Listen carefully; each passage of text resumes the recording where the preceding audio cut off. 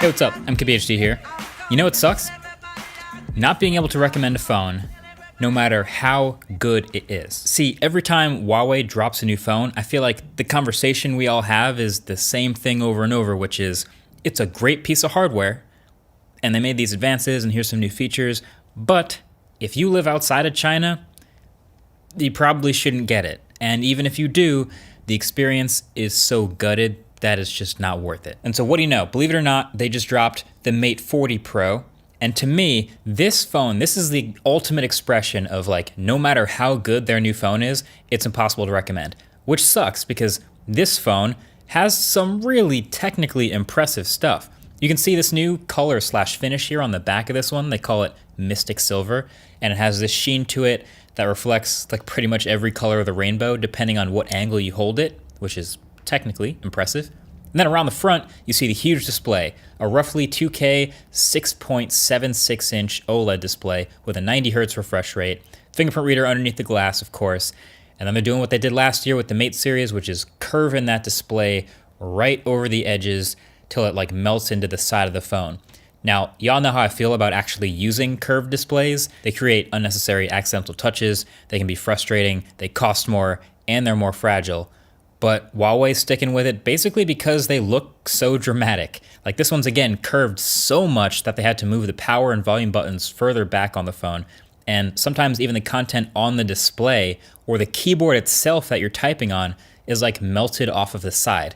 Inconvenient, but technically impressive. Then around the back, there's even more. You can see the camera bump.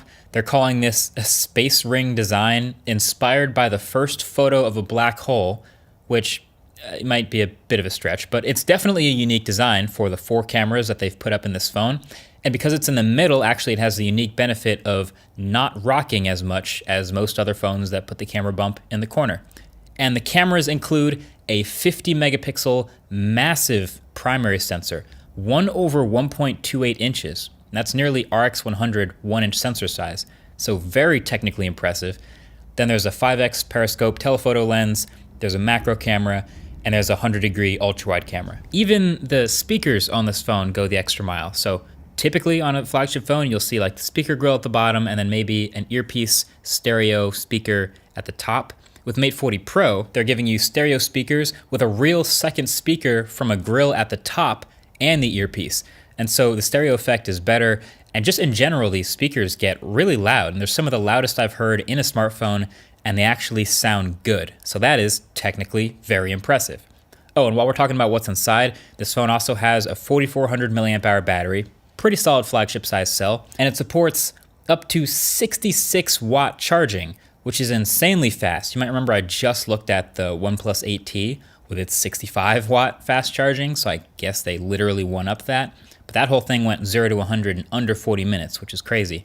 And then on top of that, it can do 50 watt wireless charging, which is incredible. Now to get that, you'll need like the exact right wireless charger that's compatible, probably built by Huawei, and the setup has to be just right. But the fact that it's able to achieve that at all is technically impressive. Then to top off everything, inside this phone is powered by their new Kirin 9000 chip, which is actually a 5nm chipset. And so this and Apple's A14 Bionic in the new iPhones are the first 5nm chipsets shipping in any smartphones this year. So that's of course bleeding edge, and all those extra transistors translates generally into performance and efficiency improvements. Now, this isn't the review, so I haven't tested battery life, and it almost makes me wonder why they didn't just go all out and drop a 120 Hz display in this phone if the 5nm chipset is so impressive and so efficient.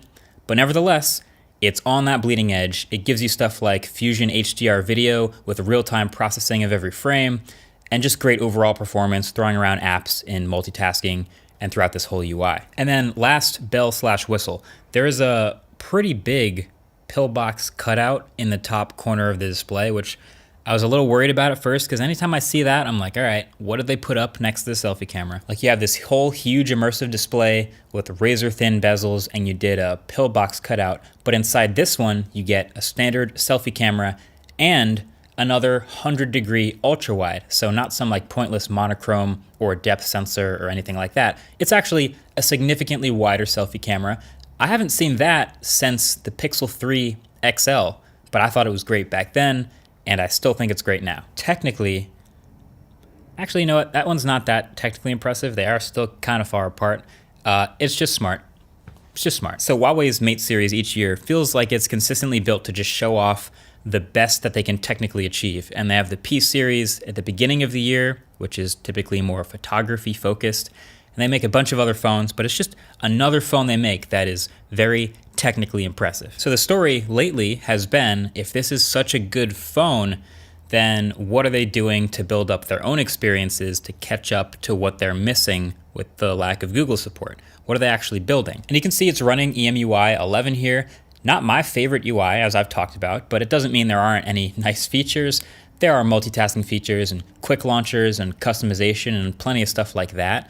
But it's the app situation that's still a sticking point.